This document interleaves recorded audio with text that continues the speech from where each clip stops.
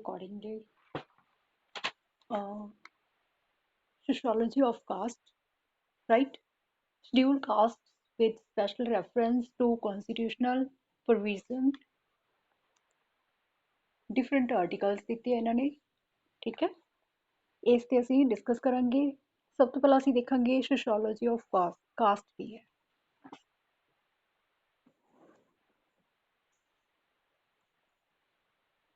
ਜਦੋਂ ਅਸੀਂ caste system ਦੀ ਗੱਲ ਕਰਦੇ ਹਾਂ ਤਾਂ ਇੰਡੀਅਨ ਸੋਸਾਇਟੀ ਦੀ ਜਿਹੜੀ ਇਹ ਇੱਕ ਯੂਨੀਕ ਫੀਚਰ ਹੈਗੀ ਹੈ ਕਾਸਟ ਸਿਸਟਮ ਦਾ ਕੰਸੈਪਟ ਜਿਹੜਾ ਹੈਗਾ ਹੈ ਇੰਡੀਅਨ ਸੋਸਾਇਟੀ ਦੇ ਵਿੱਚ ਹੀ ਅਸੀਂ ਦੇਖ ਸਕਦੇ ਹਾਂ। ਕਿਸੇ ਵੀ ਅਦਰ ਸੋਸਾਇਟੀ ਦੇ ਵਿੱਚ ਅਸੀਂ ਦੇਖੀਏ ਤਾਂ ਕਾਸਟ ਸਿਸਟਮ ਦਾ ਕੰਸੈਪਟ ਨਹੀਂ ਸਾਨੂੰ ਮਿਲੇਗਾ। ਕਾਸਟ ਸਿਸਟਮ ਜਿਹੜਾ ਹੈਗਾ ਇੰਡੀਅਨ ਸੋਸਾਇਟੀ ਦੇ ਵਿੱਚ ਟ੍ਰੈਡੀਸ਼ਨਲ ਟਾਈਮ ਤੋਂ ਚੱਲਦਾ ਆ ਰਿਹਾ ਹੈ। ਡਿਫਰੈਂਟ ਥਿਊਰੀਜ਼ ਦਿੱਤੀਆਂ ਗਈਆਂ ਨੇਗੀਆਂ ਕਾਸਟ ਸਿਸਟਮ ਦੀ ਓਰੀਜਨ ਨੂੰ ਲੈ ਕੇ। ਕਾਸਟ ਸਿਸਟਮ ਦੇ ਬੇਸਿਸ ਤੇ ਸੋਸ਼ਲ ਸਟ੍ਰੈਟੀਫਿਕੇਸ਼ਨ ਇੰਡੀਅਨ ਸੋਸਾਇਟੀ ਦੇ ਵਿੱਚ ਪਾਇਆ ਜਾਂਦਾ ਹੈ। ਕਾਸਟ ਦੀ ਡਿਫਰੈਂਟ ਇੱਕ ਹਾਇਰਾਰਕੀ ਬਣੀ ਹੋਈ ਹੈ। ਲਾਸਟ ਸਮੈਸਟਰ ਦੇ ਵਿੱਚ ਤੁਹਾਨੂੰ ਸ਼ਾਰਟ ਕੁਐਸਚਨ ਆਇਆ ਸੀ ਹਾਇਰਾਰਕੀ ਤੇ, ਉਹਦੇ ਵਿੱਚ ਕੁਛ ਜੋ ਮੇਰੇ ਕੋਲ ਪੇਪਰ ਚੈੱਕ ਹੋਣ ਲਈ ਆਏ ਸੀ ਬੱਚਿਆਂ ਦੇ ਪੰਜਾਬੀ ਯੂਨੀਵਰਸਿਟੀ ਤੋਂ, ਉਹਨਾਂ ਦੇ ਵਿੱਚ ਉਹਨਾਂ ਨੇ ਅਟੈਂਪਟ ਨਹੀਂ ਸੀ ਕੀਤਾ ਹੋਇਆ। ਇਸ ਕਰਕੇ ਹਾਇਰਾਰਕੀ ਜੇਕਰ ਬਾਈ ਚਾਂਸ ਦੁਬਾਰਾ ਇਹ ਪੁੱਛ ਲੈਂਦੇ ਆ ਇਸ ਸਮੈਸਟਰ ਦੇ ਵਿੱਚ ਹਾਇਰਾਰਕੀ ਦਾ ਮਤਲਬ ਕੀ ਹੈ, ਹੁਣ ਤੁਸੀਂ ਚੰਗੀ ਤਰ੍ਹਾਂ ਸਮਝ ਲਿਓ, ਰਾਈਟ। ਕਾਸਟ ਸਿਸਟਮ ਦੀ ਜਦੋਂ ਅਸੀਂ ਗੱਲ ਕਰਦੇ ਹਾਂ ਤਾਂ ਕਾਸਟ ਇੰਡੀਅਨ ਸੋਸਾਇਟੀ ਦੇ ਵਿੱਚ ਇੱਕ ਸੋਸ਼ਲ ਸਟ੍ਰੈਟੀਫਿਕੇਸ਼ਨ ਦੇਖਣ ਨੂੰ ਮਿਲਦਾ ਹੈ। ਸੋਸ਼ਲ ਸਟ੍ਰੈਟੀਫਿਕੇਸ਼ਨ ਮਤਲਬ ਇੱਕ ਹਾਇਰਾਰਕੀ ਬਣੀ ਹੋਈ ਹੈ, ਇੱਕ ਸੀਕੁਐਂਸ ਬਣੀ ਹੋਈ ਹੈ ਕਾਸਟਸ ਦੀ। ਡਿਫਰੈਂਟ ਕਾਸਟ ਹੈਗੀਆਂ ਨੇ ਟ੍ਰੈਡੀਸ਼ਨਲ ਟਾਈਮ ਤੋਂ, ਜਿਨ੍ਹਾਂ ਦੀ ਇੱਕ ਹਾਇਰਾਰਕੀ ਬਣੀ ਹੋਈ ਹੈ, ਜਿਹਦੇ ਵਿੱਚ ਸਭ ਤੋਂ ਜਿਹੜਾ ਪਹਿਲੇ ਰੈਂਕ ਜਿਹੜਾ ਹੈਗਾ ਉਹ ਹੋਏਗਾ ਬ੍ਰਾਹਮਣ ਕਾਸਟ ਦੇ ਲੋਕ, ਫਿਰ ਉਸ ਤੋਂ ਬਾਅਦ ਕਸ਼ਤਰੀ, ਫਿਰ ਵੈਸ਼ ਤੇ ਫਿਰ ਸ਼ੂਦਰ। ਇਸ ਨੂੰ ਇੱਕ ਹਾਇਰਾਰਕੀ ਕਹਿੰਦੇ ਆ, ਰਾਈਟ।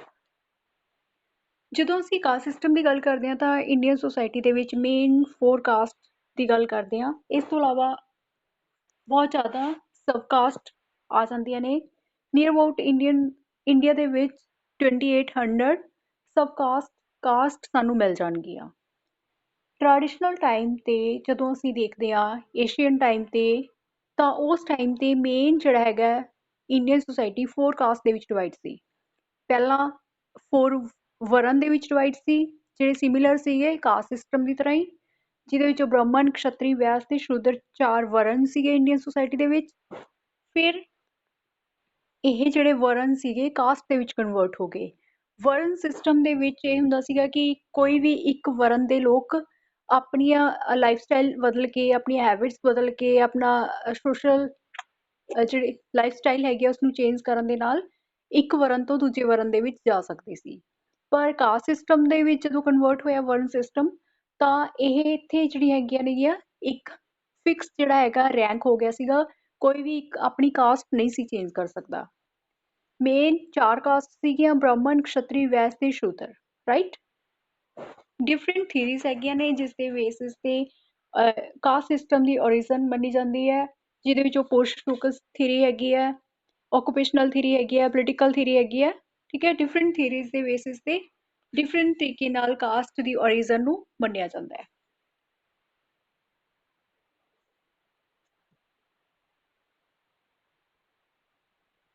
ਕਾਸਟ ਦਾ ਮਤਲਬ ਹੈਗਾ ਬਰੀਡ, ਲੀਨੇਜ, ਜਿਸ ਦੇ ਵਿੱਚ ਡਿਫਰੈਂਟ ਬਰੀਡ ਦੇ, ਡਿਫਰੈਂਟ ਲੀਨੇਜ ਦੇ, ਅਲੱਗ-ਅਲੱਗ ਵੰਸ਼ ਦੇ, ਅਲੱਗ-ਅਲੱਗ ਨਸਲ ਦੇ ਲੋਕ ਜਿਹੜੇ ਹੈਗੇ ਨੇ ਇੱਕ ਕਾਸਟ ਦੇ ਵਿੱਚ ਸਾਨੂੰ ਦੇਖਣ ਨੂੰ ਮਿਲਦੇ ਨੇ।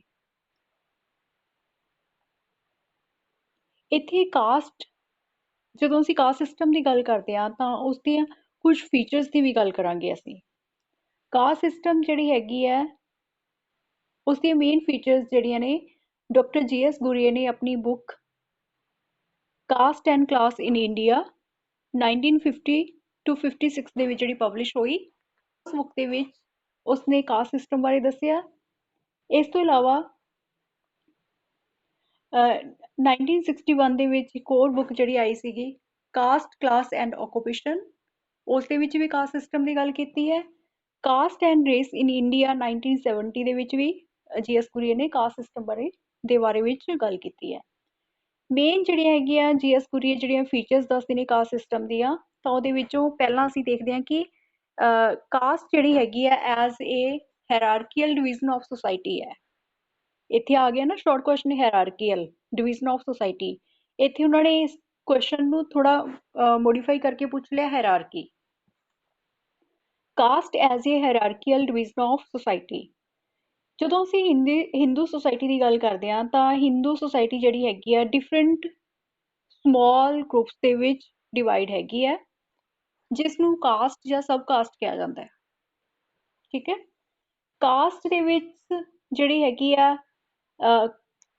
ਕਿਸੇ ਦੀ ਪੋਜੀਸ਼ਨ ਸੁਪੀਰੀਅਰ ਹੈਗੀ ਹੈ, ਕਿਸੇ ਦੀ ਇਨਫੀਰੀਅਰ ਹੈਗੀ ਆ। ਕਿਸੇ ਨੂੰ ਸੁਪੀਰੀਅਰ ਮੰਨਿਆ ਜਾਂਦਾ, ਕਿਸੇ ਨੂੰ ਇਨਫੀਰੀਅਰ ਮੰਨਿਆ ਜਾਂਦਾ।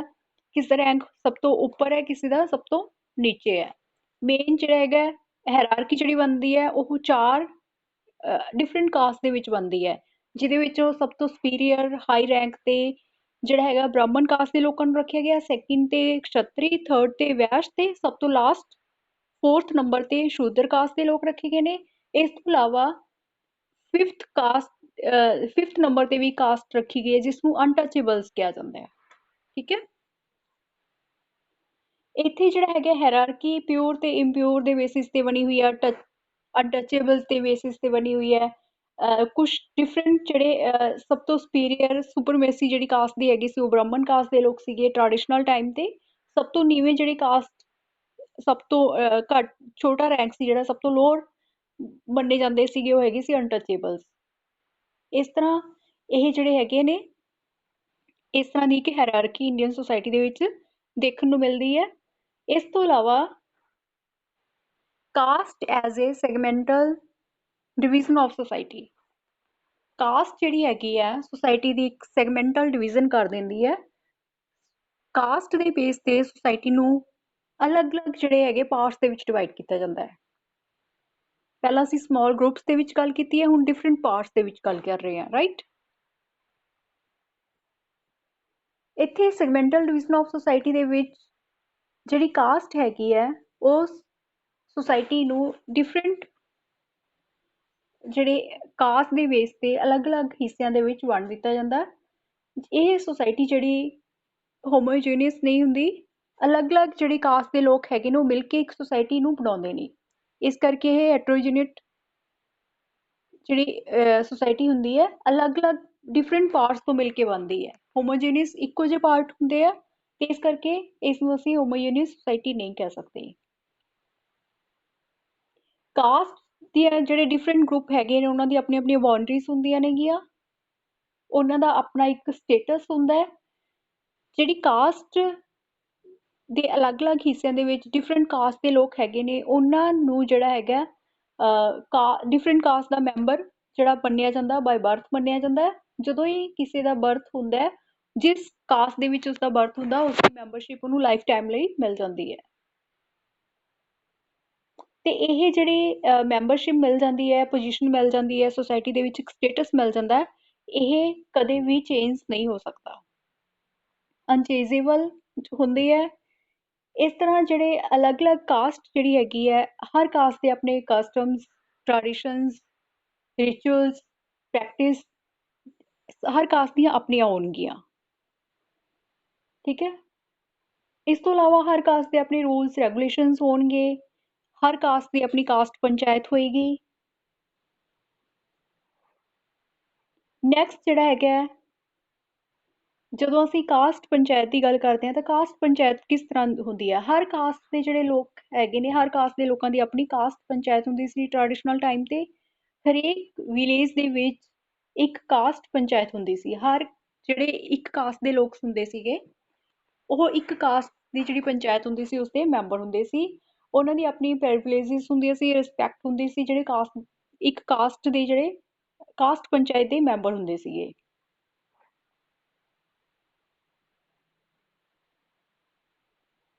ਜਿਹੜੀ ਕਾਸਟ ਪੰਚਾਇਤ ਹੁੰਦੀ ਸੀ ਉਹ ਉਹਨਾਂ ਦੇ ਜਿਹੜੇ ਕੋਈ ਫੰਕਸ਼ਨਿੰਗ ਹੁੰਦੀ ਸੀ, ਕਾਸਟ ਦਾ ਸਟਰਕਚਰ ਹੁੰਦਾ ਸੀ, ਉਹ ਆਪਣਾ ਹੀ ਹੁੰਦਾ ਸੀ। ਉਸ ਦੇ ਬੇਸਿਸ ਤੇ ਜਿਹੜਾ ਹੈਗਾ ਪਰਫਾਰਮੈਂਸ ਉਹਨਾਂ ਦੇ ਵਿੱਚ ਹੁੰਦੀ ਸੀ। ਜਿਹੜੇ ਕਾਸਟ ਪੰਚਾਇਤ ਦੇ ਮੈਂਬਰ ਹੁੰਦੇ ਸੀਗੇ ਉਹ ਆਪਣੇ ਰੂਲਸ ਰੈਗੂਲੇਸ਼ਨਸ ਬਣਾਉਂਦੇ ਸੀਗੇ। ਕਿਸ ਤਰ੍ਹਾਂ ਦੇ ਜਿਹੜੇ ਹੈਗੇ ਆ ਫੰਕਸ਼ਨਿੰਗ ਹੋਏਗੀ ਕਾਸਟ ਪੰਚਾਇਤ ਦੀ। ਇਸ ਤਰ੍ਹਾਂ ਜਦੋਂ ਵੀ ਕੋਈ ਕਾਸਟ ਪੰਚਾਇਤ ਦੁਆਰਾ ਬਣਾਏ ਗਏ ਰੂਲਸ ਰੈਗੂਲੇਸ਼ਨਸ ਨੂੰ ਇਗਨੋਰ ਕਰਦਾ ਸੀਗਾ ਤਾਂ ਉਸ ਨੂੰ ਪਨਿਸ਼ਮੈਂਟ ਦਿੱਤੀ ਜਾਂਦੀ ਸੀ।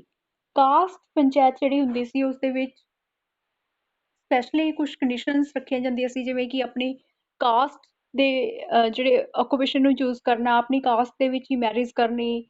ਜੇਕਰ ਕੋਈ ਇਸ ਤਰ੍ਹਾਂ ਇਹ ਜਿਹੜੀਆਂ ਰੂਲਸ ਰੈਗੂਲੇਸ਼ਨਸ ਨੂੰ ਫੋਲੋ ਨਹੀਂ ਕਰਦਾ ਸੀਗਾ, ਇਗਨੋਰ ਕਰਦਾ ਸੀਗਾ, ਤਾਂ ਉਸਨੂੰ ਕਾਸਟ ਪੰਚਾਇਤ ਜਿਹੜੀ ਸੀ ਉਸ ਕਾਸਟ ਦੇ ਵਿੱਚੋਂ ਬਾਹਰ ਕਰ ਦਿੰਦੀ ਸੀ।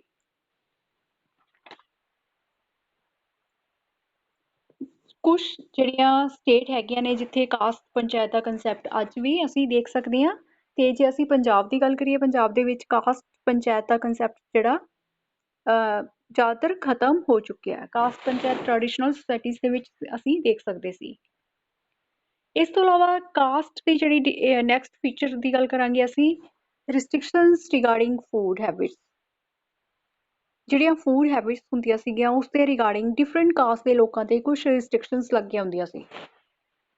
ਇੱਥੇ ਜਿਹੜੇ ਹੈਗੇ ਨੇ ਇਹ ਕਿਸ ਤਰ੍ਹਾਂ ਦੀਆਂ ਰਿਸਟ੍ਰਿਕਸ਼ਨਸ ਹੁੰਦੀਆਂ ਸੀਗੀਆਂ, ਕਿਹੜੀ ਕਾਸਟ ਦੇ ਜਿਹੜੇ ਲੋਕ ਹੈਗੇ ਨੇ ਉਹਨਾਂ ਦੇ ਘਰ ਦਾ ਬਣਿਆ ਫੂਡ ਜਿਹੜਾ ਹੈਗਾ, ਕੁਝ ਕਾਸਟ ਦੇ ਲੋਕ ਜਿਹੜੇ ਹੈਗੇ ਨੇ ਉਸਨੂੰ ਖਾ ਸਕਦੇ ਸੀ ਤੇ ਦੂਜੀ ਕਾਸਟ ਦੇ ਲੋਕ ਜਿਹੜੇ ਹੈਗੇ ਸੀ ਉਹ ਨਹੀਂ ਖਾ ਸਕਦੇ ਸੀਗੇ। ਇਸ ਤਰ੍ਹਾਂ ਦੀਆਂ ਰਿਸਟ੍ਰਿਕਸ਼ਨਸ ਸੁਸਾਇਟੀ ਦੇ ਵਿੱਚ ਡਿਫਰੈਂਟ ਕਾਸਟ ਦੇ ਲੋਕਾਂ ਤੇ ਉਹਨਾਂ ਦੀ ਕਾਸਟ ਬੇਸਿਸ ਲੱਗੀਆਂ ਹੁੰਦੀਆਂ ਸੀ। ਫਿਰ ਇੱਥੇ ਜਿਹੜਾ ਹੈਗਾ ਜਿਹੜਾ ਫੂਡ ਸੀਗਾ ਉਸਨੂੰ ਡਿਫਰੈਂਟ 2 ਪਾਰਟਸ ਦੇ ਵਿੱਚ ਡਿਵਾਈਡ ਕੀਤਾ ਗਿਆ ਸੀ। ਲਾਸਟ ਸਮੈਸਟਰ ਦੇ ਵਿੱਚ ਵੀ ਅਸੀਂ ਇਹ ਡਿਸਕਸ ਕੀਤਾ ਸੀਗਾ, ਕੱਚਾ ਫੂਡ ਤੇ ਪੱਕਾ ਫੂਡ। ਇਸ ਤਰ੍ਹਾਂ ਜਿਹੜਾ ਹੈਗਾ ਕਿਹੜੀ ਕਾਸਟ ਦੇ ਲੋਕ ਜਿਹੜੇ ਹੈਗੇ ਨੇ ਕਿਹੜੀ ਕਾਸਟ ਦੇ ਘਰ ਦਾ ਬਣਿਆ ਕੱਚਾ ਫੂਡ ਲੈ ਸਕਦੇ ਸੀ ਤੇ ਪੱਕਾ ਫੂਡ ਲੈ ਸਕਦੇ ਸੀਗੇ। ਇੱਥੇ ਜਿਹੜਾ ਹੈਗਾ ਜੇ ਅਸੀਂ ਐਗਜ਼ਾਮਪਲ ਕੋਟ ਕਰੀਏ ਤਾਂ ਨਾਰਥ ਇੰਡੀਆ ਦੇ ਵਿੱਚ ਜਿਹੜੇ ਬ੍ਰਾਹਮਣ ਕਾਸਟ ਦੇ ਲੋਕ ਸੀਗੇ ਉਹ ਅਦਰ ਕਾਸਟ ਸੀ ਜਿਹੜੀ ਉਹਨਾਂ ਤੋਂ ਜਿਹੜੀ ਲੋਅਰ ਕਾਸਟ ਹੁੰਦੀਆਂ ਸੀ ਉਹਨਾਂ ਤੋਂ ਪੱਕਾ ਫੂਡ ਮਤਲਬ ਜਿਹੜਾ ਕੁੱਕ ਕੀਤਾ ਜਾਂਦਾ ਸੀ ਆਇਲ ਦੇ ਨਾਲ ਜਾਂ ਘੀ ਦੇ ਨਾਲ, ਉਸ ਨੂੰ ਤਾਂ ਉਹ ਲੈ ਲੈਂਦੇ ਸੀਗੇ। ਜੇਕਰ ਕੋਈ ਫੂਡ ਪਾਣੀ ਤੋਂ ਬਣਿਆ ਹੁੰਦਾ ਸੀਗਾ ਜਿਸਨੂੰ ਕੱਚਾ ਫੂਡ ਕਹਿੰਦੇ ਸੀਗੇ, ਉਸ ਨੂੰ ਜਿਹੜਾ ਹੈਗਾ ਉਹ ਲੋਅਰ ਕਾਸਟ ਦੇ ਲੋਕਾਂ ਤੋਂ ਐਕਸੈਪਟ ਨਹੀਂ ਸੀ ਕਰਦੇ। ਬ੍ਰਾਹਮਣ ਕਾਸਟ ਦੇ ਲੋਕਾਂ ਦੇ ਘਰ ਦਾ ਬਣਿਆ ਕੱਚਾ ਫੂਡ ਤੇ ਪੱਕਾ ਫੂਡ ਜਿਹੜੇ ਅਦਰ ਕਾਸਟ ਸੀਗੇ ਉਹ ਲੈ ਸਕਦੇ ਸੀਗੇ। ਇਸ ਤਰ੍ਹਾਂ ਦੀਆਂ ਰਿਸਟ੍ਰਿਕਸ਼ਨਸ ਜਿਹੜੀਆਂ ਸੀਗੀਆਂ ਫੂਡ ਦੇ ਰਿਗਾਰਡਿੰਗ ਸੀ। ਇਸ ਤੋਂ ਇਲਾਵਾ ਸੋਸ਼ਲ ਰਿਸਟ੍ਰਿਕਸ਼ਨਸ ਲੱਗੀਆਂ ਹੋਈਆਂ ਸੀਗੀਆਂ ਕੁਝ ਜਿਹੜੇ ਡਿਫਰੈਂਟ ਕਾਸਟ ਦੇ ਲੋਕਾਂ ਤੇ। ਰਿਸਟ੍ਰਿਕਸ਼ਨਸ ਔਨ ਸੋਸ਼ਲ ਰਿਲੇਸ਼ਨਸ ਜਾਂ ਰਿਸਟ੍ਰਿਕਸ਼ਨਸ ਰਿਗਾਰਡਿੰਗ ਸੋਸ਼ਲ ਰਿਲੇਸ਼ਨਸ। ਇੱਥੇ ਸੋਸ਼ਲ ਰਿਲੇਸ਼ਨਸ ਤੇ ਕਿਸ ਤਰ੍ਹਾਂ ਦੀਆਂ ਰਿਸਟ੍ਰਿਕਸ਼ਨਸ ਲੱਗੀਆਂ ਸੀਗੀਆਂ, ਇਹ ਜਿਹੜੀਆਂ ਰਿਸਟ੍ਰਿਕਸ਼ਨਸ ਸੀਗੀਆਂ ਸੋਸ਼ਲ, ਇਹ ਸਿਰਫ ਤੇ ਸਿਰਫ ਲੋਅਰ ਕਾਸਟ ਦੇ ਲੋਕਾਂ ਤੇ ਲੱਗੀਆਂ ਸੀ। ਹਾਇਰ ਕਾਸਟ ਦੇ ਜਿਹੜੇ ਲੋਕ ਸੀਗੇ ਉਹਨਾਂ ਤੇ ਇਸ ਤਰ੍ਹਾਂ ਦੀਆਂ ਕੋਈ ਵੀ ਰਿਸਟ੍ਰਿਕਸ਼ਨਸ ਨਹੀਂ ਸੀ ਲੱਗੀਆਂ ਹੋਈਆਂ, ਕਿਉਂਕਿ ਜਿਹੜੇ ਲੋਅਰ ਕਾਸਟ ਦੇ ਲੋਕ ਸੀ ਉਹਨਾਂ ਨੂੰ ਪੋਲਿਊਟਡ ਸਮਝਿਆ ਜਾਂਦਾ ਸੀਗਾ। ਜੇਕਰ ਕੋਈ ਲੋਅਰ ਕਾਸਟ ਦਾ ਪਰਸਨ ਜਿਹੜੇ ਅਪਰ ਕਾਸਟ ਸੀਗੇ ਉਹਨਾਂ ਦੇ ਕੋਲ ਦੀ ਲੰਘ ਜਾਂਦਾ ਸੀ, ਜੇਕਰ ਉਹਦੀ ਸ਼ੈਡੋ ਜਾਂ ਉਹਦਾ ਪਰਛਾਵਾਂ ਬ੍ਰਾਹਮਣ ਕਾਸਟ ਦੇ ਲੋਕ ਤੇ ਪੈ ਜਾਂਦਾ ਸੀਗਾ ਤਾਂ ਉਹ ਆਪਣੇ ਆਪ ਨੂੰ ਪੋਲਿਊਟ ਹੋ ਗਿਆ ਸਮਝਦੇ ਸੀ। ਇਸ ਕਰਕੇ ਜਿਹੜੇ ਲੋਅਰ ਕਾਸਟ ਦੇ ਲੋਕ ਸੀਗੇ ਉਹਨਾਂ ਨੂੰ ਉਹ ਆਪਣੇ ਆਪ ਨੂੰ, ਜਿਹੜੇ ਹਾਇਰ ਕਾਸਟ ਦੇ ਲੋਕ ਸੀ ਸਪੈਸ਼ਲੀ ਬ੍ਰਾਹਮਣ ਕਾਸਟ ਦੇ ਲੋਕ ਸੀ, ਉਹਨਾਂ ਤੋਂ ਆਪਣੇ ਆਪ ਨੂੰ ਦੂਰ ਰੱਖਦੇ ਸੀਗੇ। ਇਸ ਤੋਂ ਇਲਾਵਾ ਕੁਝ ਸੋਸ਼ਲ ਰਿਸਟ੍ਰਿਕਸ਼ਨ ਤੋਂ ਇਲਾਵਾ ਸੋਸ਼ਲ ਤੇ ਰਿਲੀਜੀਅਸ ਡਿਸੇਬਿਲਿਟੀਜ਼ ਵੀ ਸੀਗੀਆਂ ਸਪੈਸੀਫਿਕ ਕਾਸਟ ਦੇ ਲਈ। ਤੇ ਇੱਥੇ ਇਹ ਸੀਗਾ ਕਿ ਜਿਹੜੇ ਅਨਟੱਚੇਬਲ ਸੀਗੇ ਉਹਨਾਂ ਦੇ ਲਈ ਕੁਝ ਡਿਸੇਬਿਲਿਟੀਜ਼ ਲਗਾਈਆਂ ਗਈਆਂ ਸੀਗੀਆਂ ਕਿ ਉਹਨਾਂ ਦੀ ਕੋਈ ਕਿਸੇ ਵੀ ਤਰ੍ਹਾਂ ਦੇ ਉਹਨਾਂ ਨੂੰ ਐਜੂਕੇਸ਼ਨ ਫੈਸਿਲਿਟੀਜ਼ ਨਹੀਂ ਲੈ ਸਕਦੇ ਸੀ, ਲੀਗਲ ਰਾਈਟ ਨਹੀਂ ਹੁੰਦੇ ਸੀਗੇ। ਤੇ ਇਹ ਇੱਥੋਂ ਤੱਕ ਕਿ ਇਹ ਸੀਗਾ ਕਿ ਪਬਲਿਕ ਪਲੇਸ ਤੇ ਨਹੀਂ ਜਾ ਸਕਦੇ ਸੀਗੇ। ਜੇ ਪਬਲਿਕ ਪਲੇਸ ਤੇ ਉਹਨਾਂ ਨੇ ਪਾਣੀ ਲੈਣ ਜਾਣਾ ਤਾਂ ਉੱਥੋਂ ਨਹੀਂ ਲੈ ਸਕਦੇ ਸੀ। ਉਹਨਾਂ ਲਈ ਜਿਹੜੇ ਵਾਟਰ ਫੈਸਿਲਿਟੀਜ਼ ਹੁੰਦੀਆਂ ਸੀ ਅਲੱਗ ਹੁੰਦੀਆਂ ਸੀਗੀਆਂ। ਜੇਕਰ ਅਪਰ ਕਾਸਟ ਦੇ ਹਾਇਰ ਕਾਸਟ ਦੇ ਲੋਕਾਂ ਦੇ ਜਿੱਥੇ ਉਹਨਾਂ ਦੇ ਲਈ ਇਸ ਤਰ੍ਹਾਂ ਦੀ ਫੈਸਿਲਿਟੀਜ਼ ਦਿੱਤੀਆਂ ਜਾਂਦੀਆਂ ਸੀ ਉੱਥੇ ਉਹ ਨਹੀਂ ਜਾ ਸਕਦੇ ਸੀਗੇ।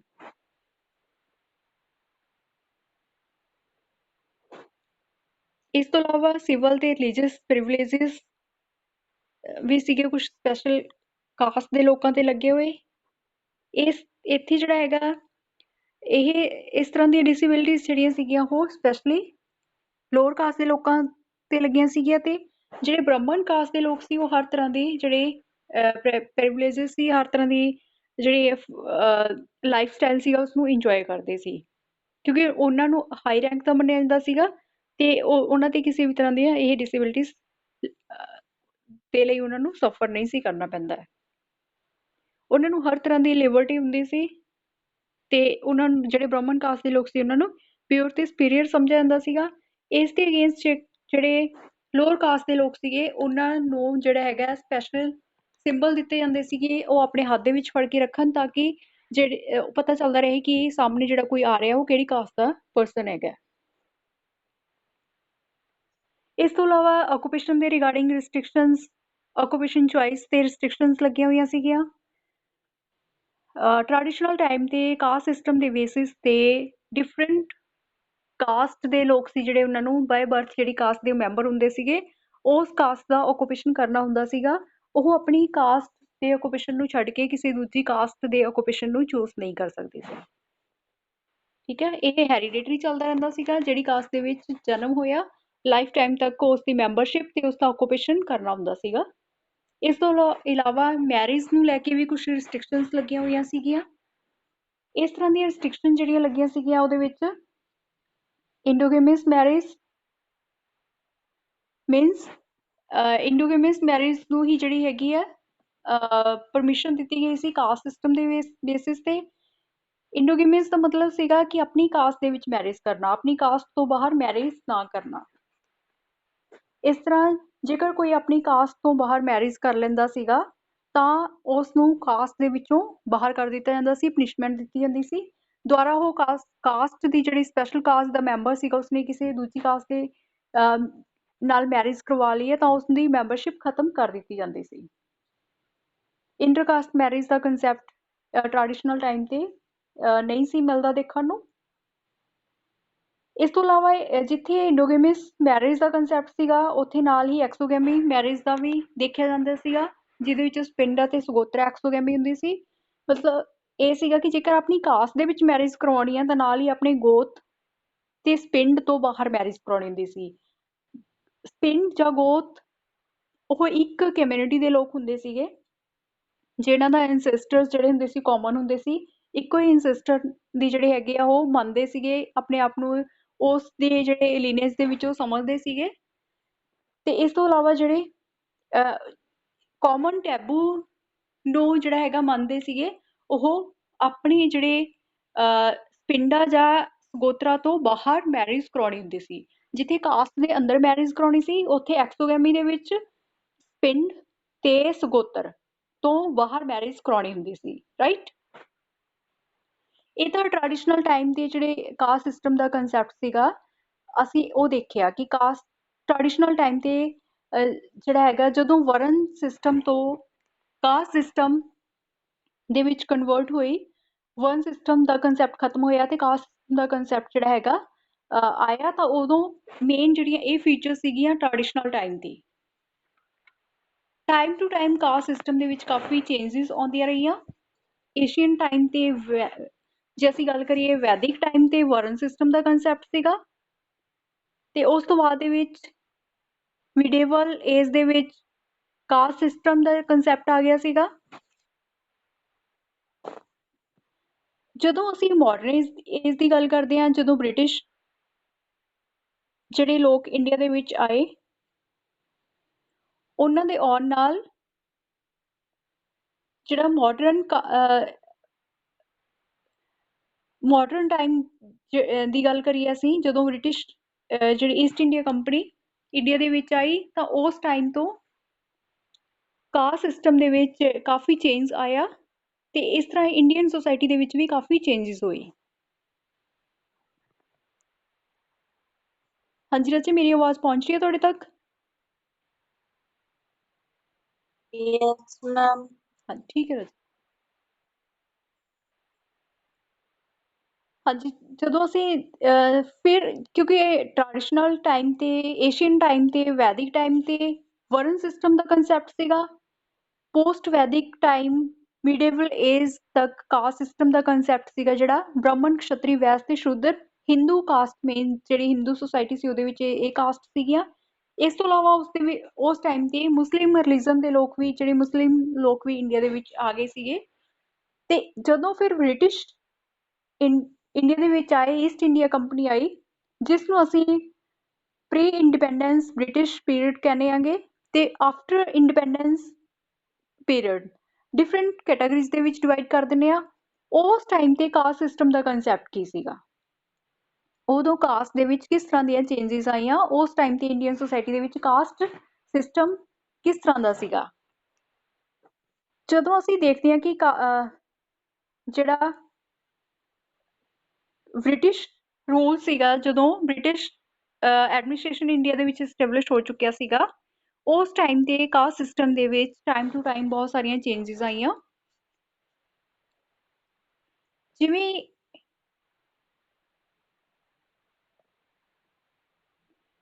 1757 ਤੋਂ 1918 ਤੱਕ ਜਿਹੜਾ ਹੈਗਾ ਜਿਸ ਨੂੰ ਅਸੀਂ ਪ੍ਰੀ ਇੰਡਸਟਰੀਅਲ ਬ੍ਰਿਟਿਸ਼ ਪੀਰੀਅਡ ਕਹਿੰਦੇ ਹਾਂ, ਜਦੋਂ ਈਸਟ ਇੰਡੀਆ ਕੰਪਨੀ ਇੰਡੀਆ ਦੇ ਵਿੱਚ ਜਿਹੜੀ ਹੈਗੀ ਆ ਐਡਮਿਨਿਸਟ੍ਰੇਸ਼ਨ ਐਸਟੈਬਲਿਸ਼ ਕਰ ਰਹੀ ਸੀ। ਤੇ ਉਸ ਟਾਈਮ ਤੇ ਕਾਸਟ ਸਿਸਟਮ ਦੇ ਵਿੱਚ ਕਿਸ ਤਰ੍ਹਾਂ ਦਾ ਸੀਗਾ, ਜਦੋਂ ਬ੍ਰਿਟਿਸ਼ ਜਿਹੜੇ ਬ੍ਰਿਟਿਸ਼ ਸੀਗੇ ਇੰਡੀਆ ਆਏ, ਬ੍ਰਿਟਿਸ਼ ਪਾਰਲੀਮੈਂਟ ਹੌਲੀ ਹੌਲੀ ਇੰਡੀਆ ਦੇ ਵਿੱਚ ਆਪਣਾ ਐਡਮਿਨਿਸਟ੍ਰੇਸ਼ਨ ਐਸਟੈਬਲਿਸ਼ ਕਰਨ ਲੱਗੀ, ਤਾਂ ਉਦੋਂ ਜਿਹੜੇ ਉਹ ਲੋਕ ਸੀਗੇ ਬ੍ਰਿਟਿਸ਼, ਉਹਨਾਂ ਨੇ ਇੰਡੀਅਨ ਸੋਸਾਇਟੀ ਨੂੰ ਦੇਖਿਆ ਸਮਝਿਆ ਤੇ ਉਹ ਕੋਈ ਉਹਨਾਂ ਦੇ ਕਾਸਟ ਸਿਸਟਮ ਦੇ ਜਿਹੜਾ ਕੰਸੈਪਟ ਸੀਗਾ ਉਹਦੇ ਨਾਲ ਕੋਈ ਇਮੋਸ਼ਨਸ ਨਹੀਂ ਸੀ ਜੁੜੇ ਹੋਏ।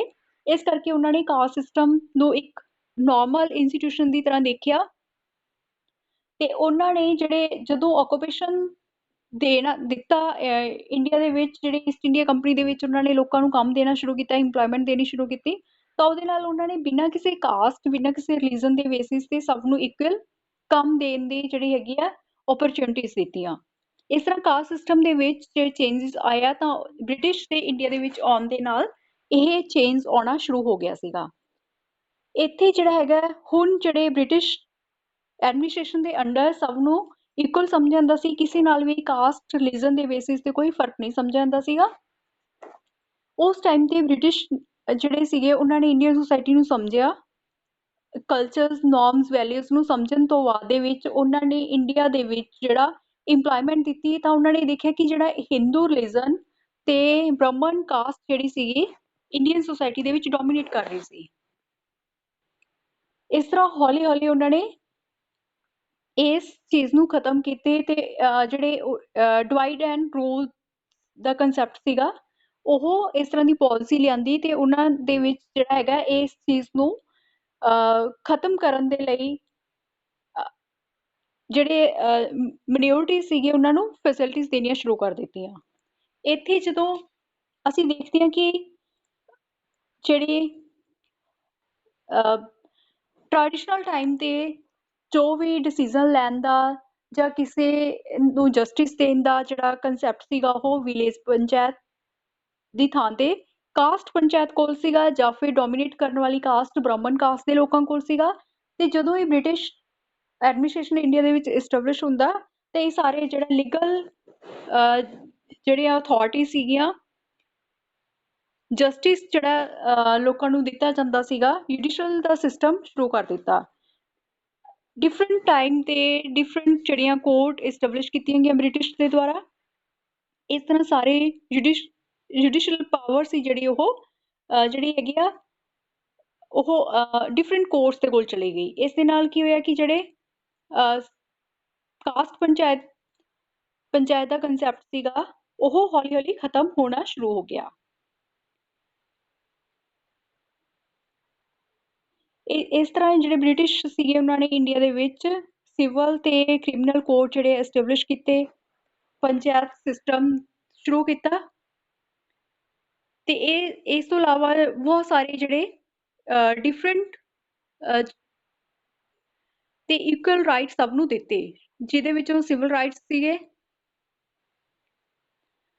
ਉਹਦੇ ਵਿੱਚ ਮੈਰਿਜ ਨੂੰ ਲੈ ਕੇ, ਡਾਈਵੋਰਸ ਨੂੰ ਲੈ ਕੇ, ਕਾਸਟ ਬੇਸਡ ਆਕੂਪੇਸ਼ਨ ਨੂੰ ਲੈ ਕੇ ਜਿਹੜੇ ਡਿਸਟ੍ਰੀਬਿਊਟ ਹੁੰਦੇ ਸੀਗੇ, ਇਸ ਤਰ੍ਹਾਂ ਦੇ ਕੁਝ ਜਿਹੜੇ ਹੈਗੇ ਨੇ ਡਿਫਰੈਂਟ ਐਕਟ ਬਣਾਏ ਗਏ। ਇਸ ਤਰ੍ਹਾਂ ਦੇ ਜਿਹੜੇ ਐਕਟ ਬਣਾਏ ਗਏ ਉਸ ਐਕਟ ਦੇ ਬੇਸਿਸ ਤੇ ਕਾਸਟ ਸਿਸਟਮ ਦੇ ਵਿੱਚ ਹੌਲੀ ਹੌਲੀ ਚੇਂਜਸ ਹੋਇਆ। ਇਹ ਚੇਂਜ ਜਿਵੇਂ ਕਿ ਬ੍ਰਿਟਿਸ਼ ਐਡਮਿਨਿਸਟ੍ਰੇਸ਼ਨ ਦੇ ਅੰਡਰ ਲੈਜਿਸਲੇਸ਼ਨ ਦੇ ਦੁਆਰਾ ਕੁਝ ਐਕਟ ਜਿਹੜੇ ਹੈਗੇ ਨੇ ਇੰਡੀਆ ਦੇ ਵਿੱਚ ਪਾਸ ਕੀਤੇ ਗਏ, ਬ੍ਰਿਟਿਸ਼ ਪਾਰਲੀਮੈਂਟ ਦੁਆਰਾ ਪਾਸ ਕੀਤੇ ਜਾਂਦੇ ਸੀਗੇ ਤੇ ਇੰਡੀਆ ਦੇ ਵਿੱਚ ਬ੍ਰਿਟਿਸ਼ ਈਸਟ ਇੰਡੀਆ ਕੰਪਨੀ ਦੁਆਰਾ ਜਾਂ ਬ੍ਰਿਟਿਸ਼ ਐਡਮਿਨਿਸਟ੍ਰੇਸ਼ਨ ਜਿਹੜਾ ਸੀਗਾ ਉਹ ਇੱਥੇ ਜਿਹੜਾ ਹੈਗਾ ਇਸ ਐਕਟ ਨੂੰ ਇੰਪਲੀਮੈਂਟ ਕਰਦੇ ਸੀਗੇ। ਇਸ ਦੇ ਵਿੱਚੋਂ ਜਿਹੜਾ ਐਕਟ 1850 ਦੇ ਵਿੱਚ ਪਾਸ ਕੀਤਾ ਗਿਆ, ਕਾਸਟ ਡਿਸੇਬਿਲਿਟੀਜ਼ ਰਿਮੂਵਡ ਐਕਟ 1850। ਇਸ ਤਰ੍ਹਾਂ ਜਿਹੜਾ ਇਹ ਐਕਟ ਸੀਗਾ, ਇਸ ਦੇ ਨਾਲ ਡਿਫਰੈਂਟ ਕਾਸਟ ਦੇ ਲੋਕਾਂ ਤੇ ਜਿਹੜੀਆਂ ਡਿਸੇਬਿਲਿਟੀਜ਼ ਲੱਗੀਆਂ ਸੀਗੀਆਂ ਉਹਨਾਂ ਨੂੰ ਰਿਮੂਵ ਕਰ ਦਿੱਤਾ ਗਿਆ।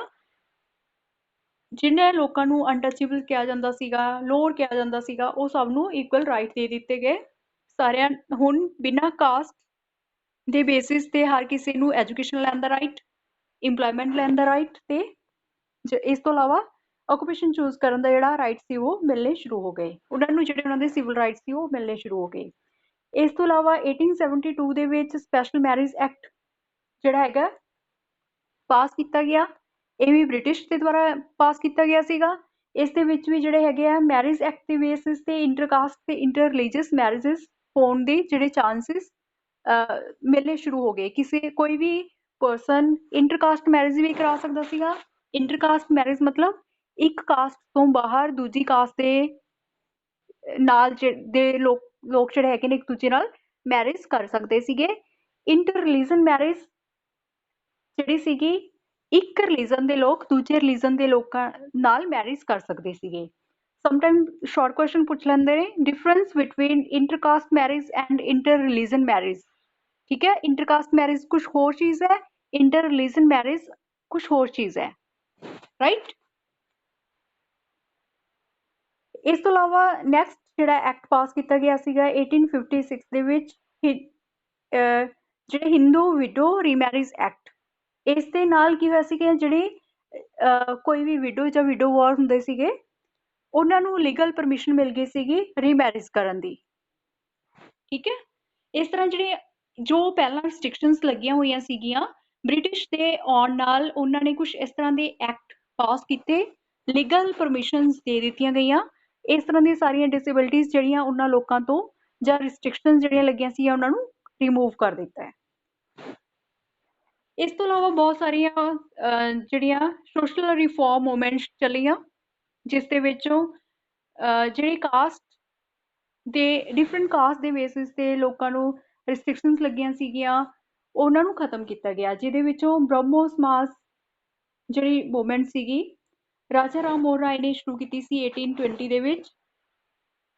ਇਸ ਤੋਂ ਇਲਾਵਾ ਦਵਿੰਦਰਨਾਥ ਟੈਗੋਰ ਤੇ ਕੇਸ਼ਵ ਚੰਦਰ ਜਿਹੜੇ ਸੀ ਇਹਨਾਂ ਨੂੰ ਇਸ ਨੂੰ ਕੰਟੀਨਿਊ ਕੀਤਾ ਸੀ। ਇਸ ਦੇ ਵਿੱਚ ਵੀ ਕਾਸਟ ਡਿਵੀਜ਼ਨ ਜਾਂ ਇਸ ਤਰ੍ਹਾਂ ਦੇ ਜਿਹੜੇ ਸੈਕਰੀਫਾਈਸ ਕੀਤੇ ਜਾਂਦੇ ਸੀ ਹਿਊਮਨ ਜਾਂ ਐਨੀਮਲ ਸੈਕਰੀਫਾਈਸ, ਉਹਨਾਂ ਨੂੰ ਖਤਮ ਕੀਤਾ ਗਿਆ। ਜਿਵੇਂ ਕਿ ਕਾਸਟ ਸਿਸਟਮ ਦਾ ਕੰਸੈਪਟ ਖਤਮ ਕਰਨ ਦੀ ਗੱਲ ਕੀਤੀ ਗਈ। ਇਸ ਮੂਵਮੈਂਟ ਦੇ ਵਿੱਚ ਜਿੰਨੇ ਵੀ ਲੋਕ ਮੈਂਬਰ ਸੀਗੇ ਉਹ ਡਿਫਰੈਂਟ ਕਾਸਟ ਦੇ ਲੋਕ ਸੀਗੇ, ਡਿਫਰੈਂਟ ਰਿਲੀਜਨ ਦੇ ਲੋਕ ਸੀਗੇ। ਇਹ ਨਹੀਂ ਸੀਗਾ ਕਿ ਜਿਹੜੀ ਬ੍ਰਹਮੋ ਸਮਾਜ ਮੂਵਮੈਂਟ ਸ਼ੁਰੂ ਕੀਤੀ ਗਈ ਸੀਗੀ ਉਸ ਦੇ ਵਿੱਚ ਸਪੈਸੀਫਿਕ ਕਾਸਟ ਦੇ ਲੋਕ ਹੀ ਮੈਂਬਰਸ਼ਿਪ ਲੈ ਸਕਦੇ ਨੇ। ਇਸ ਦੇ ਨਾਲ ਕਾਸਟ ਸਿਸਟਮ ਜਿਹੜੀ ਸੀ ਹੌਲੀ ਹੌਲੀ ਖਤਮ ਹੋਣੀ ਸ਼ੁਰੂ ਹੋ ਗਈ। ਇਸ ਤੋਂ ਇਲਾਵਾ ਪ੍ਰਾਰਥਨਾ ਸਮਾਜ ਮੂਵਮੈਂਟ ਜਿਹੜੀ ਸੀ ਉਹ ਸ਼ੁਰੂ ਕੀਤੀ ਗਈ। ਇਹ ਵੀ ਬਹੁਤ ਸਾਰੀਆਂ ਸੋਸ਼ਲ ਰਿਫਾਰਮਸ ਲੈ ਕੇ ਆਈ। ਇਸ ਦੇ ਵਿੱਚ ਜਿਹੜੇ ਇੰਟਰਕਾਸਟ ਮੈਰਿਜ, ਰੀਮੈਰਿਜ ਫॉर ਵਿਡੋਜ਼ ਜਾਂ ਵਿਡੋਵਰਸ, ਇਹਨਾਂ ਨੂੰ ਜਿਹੜੀਆਂ ਹੈਗੀਆਂ ਇਸ ਤਰ੍ਹਾਂ ਦੀਆਂ ਪਰਮਿਸ਼ਨਸ ਲੀਗਲ ਪਰਮਿਸ਼ਨਸ ਦੇਣ ਦੇ ਵਿੱਚ ਉਹਨਾਂ ਨੂੰ ਸਪੋਰਟ ਕੀਤਾ। ਇਸ ਤੋਂ ਆਰੀਆ ਸਮਾਜ ਜਿਹੜੇ ਸੋਸ਼ਲ ਰਿਫਾਰਮ ਮੂਵਮੈਂਟ ਸ਼ੁਰੂ ਕੀਤੀ ਗਈ ਸੀ ਸਵਾਮੀ ਦਯਾਨੰਦ ਦੁਆਰਾ 1875 ਦੇ ਵਿੱਚ। ਇਸ ਦੇ ਵਿੱਚ ਵੀ ਜਿਹੜੀਆਂ ਰਿਸਟ੍ਰਿਕਸ਼ਨਸ ਲੱਗੀਆਂ ਸੀਗੀਆਂ ਕਾਸਟ ਦੇ ਬੇਸਿਸ ਤੇ ਰਿਲੀਜਨ ਦੇ ਬੇਸਿਸ ਤੇ ਉਹਨਾਂ ਨੂੰ ਖਤਮ ਕੀਤਾ ਗਿਆ ਤੇ ਸਾਰਿਆਂ ਨੂੰ ਇਕੁਅਲ ਰਾਈਟ ਦਿੱਤੇ ਗਏ। ਤੇ ਇਹ ਵੀ ਦੱਸਿਆ ਗਿਆ ਕਿ ਜਿਹੜੇ ਵੇਦ ਹੈਗੇ ਆ ਹਿੰਦੂ ਵੇਦਾਸ ਦੇ ਵਿੱਚ ਇਸ ਤਰ੍ਹਾਂ ਦਾ ਕੁਝ ਨਹੀਂ ਕਿਹਾ ਗਿਆ। ਕਾਸਟ ਦੇ ਬੇਸਿਸ ਤੇ ਕਿਸੇ ਨਾਲ ਵੀ ਕਿਸੇ ਤਰ੍ਹਾਂ ਦਾ ਡਿਸਕ੍ਰਿਮੀਨੇਸ਼ਨ ਨਹੀਂ ਕੀਤਾ ਜਾ ਸਕਦਾ। ਸਾਰੇ ਵੇਦ ਜਿਹੜੇ ਹੈਗੇ ਨੇ ਉਹਨਾਂ ਦੇ ਵਿੱਚ ਹੀ ਸਭ ਨੂੰ ਇਕੁਅਲ ਮੰਨਿਆ ਗਿਆ। ਉਹਨਾਂ ਨੇ ਦੁਆਰਾ ਜਿਹੜਾ ਹੈਗਾ ਐਕਸਪਲੇਨੇਸ਼ਨ ਵੇਦ ਦੀ ਦਿੱਤੀ, ਦੁਆਰਾ ਜਿਹੜੇ ਲੋਕ ਸੀਗੇ ਉਹਨਾਂ ਨੂੰ ਐਕਸਪਲੇਨ ਕਰਕੇ ਦੱਸਿਆ। ਇਸ ਤੋਂ ਇਲਾਵਾ ਰਾਮਾਕ੍ਰਿਸ਼ਨ ਜਿਹੜਾ ਮਿਸ਼ਨ ਸੀਗਾ ਸਵਾਮੀ ਵਿਵੇਕਾਨੰਦ ਨੇ ਸ਼ੁਰੂ ਕੀਤਾ ਸੀਗਾ, ਉਸ ਦੇ ਵਿੱਚ ਵੀ ਜਿਹੜਾ ਇਸ ਤਰ੍ਹਾਂ ਦੇ ਜਿਹੜੇ ਰਿਸਟ੍ਰਿਕਸ਼ਨਸ ਲੱਗੇ ਹੋਏ ਸੀ ਉਹਨਾਂ ਨੂੰ ਖਤਮ ਕਰਨ ਦੀ ਗੱਲ ਕੀਤੀ ਗਈ। ਹੋਰ ਬਹੁਤ ਸਾਰੀਆਂ ਸੋਸ਼ਲ ਮੂਵਮੈਂਟ ਜਿਹੜੀਆਂ ਹੈਗੀਆਂ ਸ਼ੁਰੂ ਕੀਤੀਆਂ ਗਈਆਂ, ਜਿਸ ਦੇ ਨਾਲ ਜੋ ਵੀ ਸੋਸਾਇਟੀ ਦੇ ਵਿੱਚ ਕਾਸਟ ਜਾਂ ਰਿਲੀਜਨ ਦੇ ਬੇਸਿਸ ਤੇ ਉਹਨਾਂ ਤੇ ਰਿਸਟ੍ਰਿਕਸ਼ਨਸ ਲੱਗੀਆਂ ਹੋਈਆਂ ਸੀਗੀਆਂ, ਉਹਨਾਂ ਨੂੰ ਖਤਮ ਕਰਕੇ ਸਾਰਿਆਂ ਨੂੰ ਇਕੁਅਲ ਰਾਈਟ ਦੇ ਦਿੱਤੇ ਗਏ। ਇਹ ਸਭ ਨੂੰ ਲੀਗਲ ਪਰਮਿਸ਼ਨ ਮਿਲ ਗਈ ਸੀਗੀ, ਕਿਉਂਕਿ ਬ੍ਰਿਟਿਸ਼ ਐਡਮਿਨਿਸਟ੍ਰੇਸ਼ਨ ਦੇ ਅੰਡਰ ਕੁਝ ਜਿਹੜੇ ਹੈਗੇ ਨੇ ਇਸ ਤਰ੍ਹਾਂ ਦੇ ਐਕਟ ਲਿਆਂਦੇ ਗਏ ਸੀ।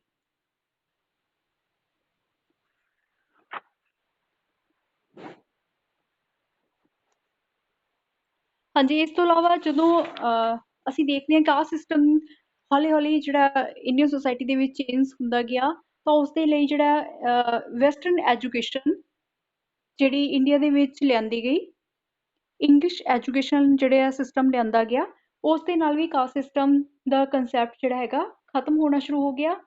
ਇੱਥੇ ਲਿਬਰਟੀ, ਇਕੁਐਲਿਟੀ, ਡੈਮੋਕ੍ਰੇਸੀ, ਠੀਕ ਹੈ, ਇਸ ਤਰ੍ਹਾਂ ਦੇ ਜਿਹੜੇ ਕੰਸੈਪਟ ਲਿਆਂਦੇ ਗਏ, ਵਿਮਨ ਨੂੰ ਆਪਣਾ ਇੱਕ ਸਟੇਟਸ ਦਿੱਤਾ ਗਿਆ, ਐਜੂਕੇਸ਼ਨ ਦਾ ਰਾਈਟ ਸਭ ਨੂੰ ਮਿਲਿਆ, ਹਰ ਕਿਸੇ ਕਾਸਟ ਦੇ ਲੋਕ, ਰਿਲੀਜਨ ਦੇ ਲੋਕ ਜੋ ਵੀ ਐਜੂਕੇਸ਼ਨ ਲੈਣਾ ਚਾਹੁੰਦੇ ਸੀ ਉਹ ਸਕੂਲ ਦੇ ਵਿੱਚ ਐਡਮਿਸ਼ਨ ਲੈ ਸਕਦੇ ਸੀ।